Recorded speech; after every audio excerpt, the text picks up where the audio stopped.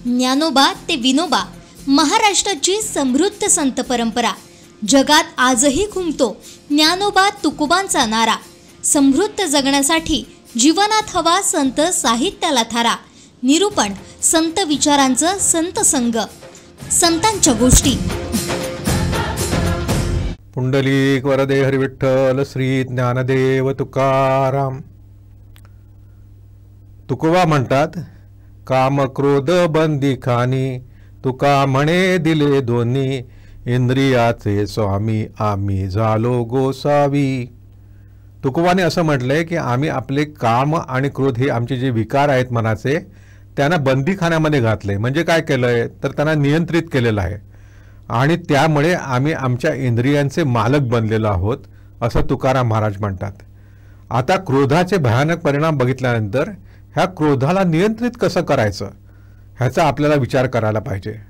क्रोधाच्या बाबतीमध्ये आपल्याला असं लक्षात येतं की क्रोधाचा हा उद्वेग होतो तो तात्पुरता असतो. पटकन आपल्याला राग येतो हे असं बघतो आपण, परंतु आपल्याला हेही लक्षात येतं की क्रोध फार काळ राहू शकत नाही. काही सेकंद जरी क्रोधाला आपण नियंत्रित करू शकलो तरी शांत होण्याची प्रक्रिया सुरू होते. आणि ही शांत होण्याची प्रक्रिया सुरू करण्यासाठी आपल्याला काय काय करता येऊ शकतं तर एक साधा उपाय आपण करू शकतो की ज्या वेळेला आपला क्रोध आलेला असेल त्यावेळेला आपण काही काळ थांबलं पाहिजे. थांबायचं कसं तर सोपा उपाय म्हणजे दीर्घ श्वसन करायचं. म्हणजे आत जाणारा आणि बाहेर येणाऱ्या आपला जो श्वास आहे त्याच्याकडे आपण लक्ष द्या. आपला श्वास बाहेर जातोय आणि आत येतोय आणि आपण जर दीर्घ श्वसन केलं तर आपल्याला असं लक्षात येतं की आपण त्याच्यावरती नियंत्रण आपल्याला हळूहळू यायला लागले. समजा आपण तुम्हाला ट्रॅफिकमध्ये कोणीतरी चिडवलं, ट्रॅफिक आहे आणखीन चिडवलं, कोणतरी पुढे गेला पटकन किंवा पुढचं थांबत नाही आहे, त्याला आपल्याला राग येतो, आपण रागाने हॉर्न वाजवायला लागतो. असं न करता आपण काय करावं त्यावेळेला तर आपण घराचा श्वास घ्यावा आणि श्वास घेऊन स्वतःला सांगा, हा माझ्या आयुष्याचा फक्त 5 मिनिटाचा भाग आहे, आणखी शांतपणे पुढे जा. आपल्या क्रोधावरती नियंत्रण आल्यानंतर आपल्या हातून मग कोणत्या प्रकारचा ॲक्सिडेंट होणार नाही, पुढे होणारे काही भयानक गोष्टी घडणार नाहीत म्हणून, आणि आपल्या रागावरतीच आपल्याला नियंत्रण यायला लागेल हे आपल्याला लक्षात येतं.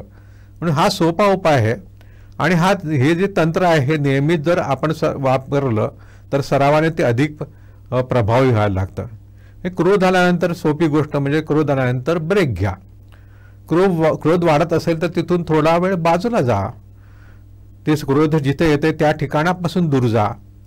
पाणी प्या, वेगाने चालायला जा, पळायला जा, 10 पर्यंत आकडे मोजा. ह्या गोष्टी जर आपण केल्यात तर त्वरित होणारी जी प्रतिक्रिया असते ती थांबते आणि त्यामुळे आपली जी भावना आहे ती शांत होते. चालणं, धावणं, पोहणं, योगासनं अशा प्रकारचे जे व्यायाम आहेत ते जर आपण करायला लागलो आणि त्याची जर आपल्याला सवय झाली आणि अशा वेळेला जर आपण ते उपयोगामध्ये आणले तर क्रोधाची ऊर्जा ही सकारात्मक मार्गाने वापरायला आपल्याला त्याची मदत होऊ शकते. त्याचबरोबर आपल्याला जो तणाव झालेला असतो, क्रोधामुळे जर राग आलेला आहे तर आपण आणखीन काय काय करू शकतो तर पंचिंग बॅग असते, त्या पंचिंग बॅगवरती जर आपण बुक्के मारले किंवा आपण उशीवरती आपला प्रहार केले तर आपला क्रोध दूर जाऊ शकतो. एवढंच नव्हे तर जो एक बॉल मिळतो की जो बॉल आपण त्याच्यावरती काही प्रयोग करू शकतो, तो दाबून धरू शकतो. अशा प्रकारे आपल्याला असं लक्षात येतं की आपण आपल्या क्रोधावरती नियंत्रण मिळवायला लागतो. दुसरा अत्यंत महत्त्वाचा उपयोग करता येण्यासारखी गोष्ट म्हणजे नियमितपणे ध्यान करणं. ध्यानाचा सराव जर आपण नियमितपणे केला तर आपल्या भावनांवरती आपलं नियंत्रण आपण मिळवू शकतो. माइंडफुलनेस ध्यानाने आपण आपल्या भावनिक नियंत्रण आपलं सुधारतं. आता माइंडफुलनेस ध्यान कसं करावं? सोपी पद्धत आहे. आपण काय करू शकतो की जिथं बसले असाल त्या जागी शांतपणे बसा, डोळे मिटा, आपल्या श्वासावरती आपलं लक्ष केंद्रित करा. क्रोधाचे विचार येत असतील तर फक्त त्यांना हा एक विचार आहे, तो पुढे जाईल म्हणून त्याच्याकडे बघा, त्याच्यावर आपल्यावरती परिणाम होऊ नका. पुन्हा श्वासाकडे परत लक्ष द्या. आपण श्वासाकडे परत लक्ष द्यायला लागलात की क्रोधाचा विचार आपोआप निघून जायला लागेल. आणि हे क्रोधाला ताबडतोब प्रतिक्रिया दिली जाणार नाही आणि प्रतिक्रिया देण्याची जी सवय असते ती मोडायला लागेल. प्राणायाम हा एक ध्यानाचा अत्यंत सोपा आणि उत्तम उपाय आहे. अनुलोम विलोम जर आपण प्राणायाम करायला लागलो म्हणजे एक नाकपुडी बंद करून श्वास घ्यायचा आणि दुसऱ्या नाकपुडीने ते सोडायचं, ह्याला अनुलोम विलोम प्राणायाम पद्धत म्हणतात.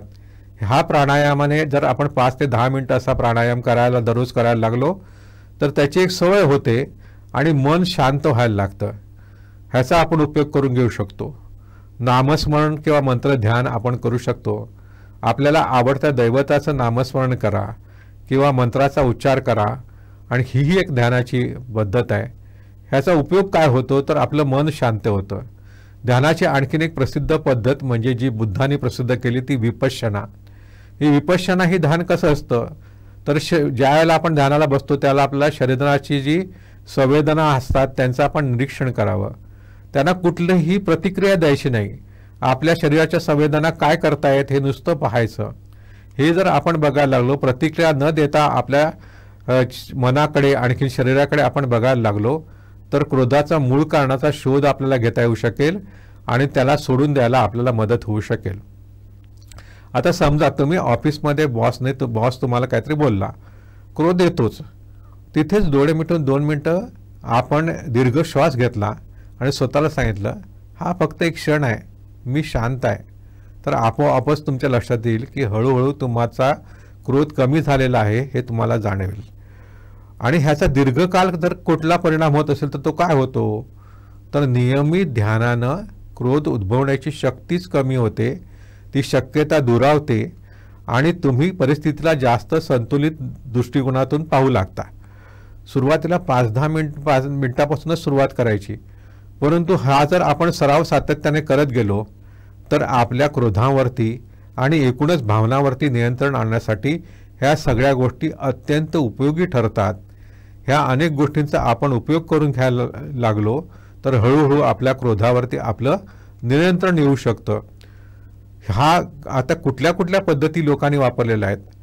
अब्राहम लिंकन हे आपल्याला माहीत आहे की अमेरिकेचे गाजलेले राष्ट्राध्यक्ष होते.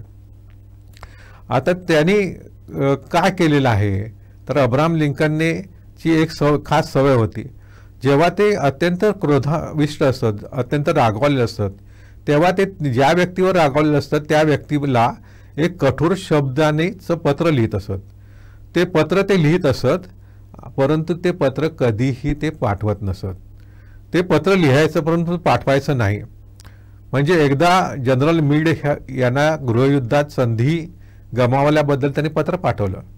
पत्र लिहायचं ठरवलं, आणखी त्यांना पाठवायचं ठरवलं, परंतु ते शेवटपर्यंत पाठवलं नाही. पत्र लिहिलं परंतु पाठवलं नाही. त्यांचा क्रोध शांत झाला आणि नंतर शांतपणे परिस्थिती हाताळली गेली. ही पद्धत जी लिंकन यांची आहे ती लिंकनांची पद्धत क्रोधाला आपल्या कृतीवर प्रभाव तिने पाडू दिला नाही, त्याने तो व्यक्त करण्याऐवजी आत्मसंयमाने हाताळला. अशी ही सोपी पद्धत आपणही वापरू शकतो. ज्यावेळेला आपल्या मित्राबद्दल, आपल्या नातेवाईकाबद्दल किंवा अन्य कुठल्याही व्यक्तीबद्दल आपल्याला राग येईल त्यावेळेला आपला सगळा राग एका पत्रामध्ये व्यक्त करा, परंतु ते पत्र पाठवायचं नाही. तर हे पत्र आपल्याला ते लिहून दिल्यानंतर काही काळानंतर आपण ते पत्र फाडून टाकू शकतो. आपला क्रोध आपोआप नियंत्रणामध्ये येईल. अशा पद्धतीने आपल्या क्रोधावरती आपण नियंत्रण मिळवू शकतो, क्रोधाला बंदीखानी घालू शकतो. आणि क्रोधाला जर आपण अशा प्रकारे हाताळलं तर तो आपलं नुकसान करू शकणार नाही. हे मार्ग आपण वापरूया. आज इथं आपण थांबूया. धन्यवाद.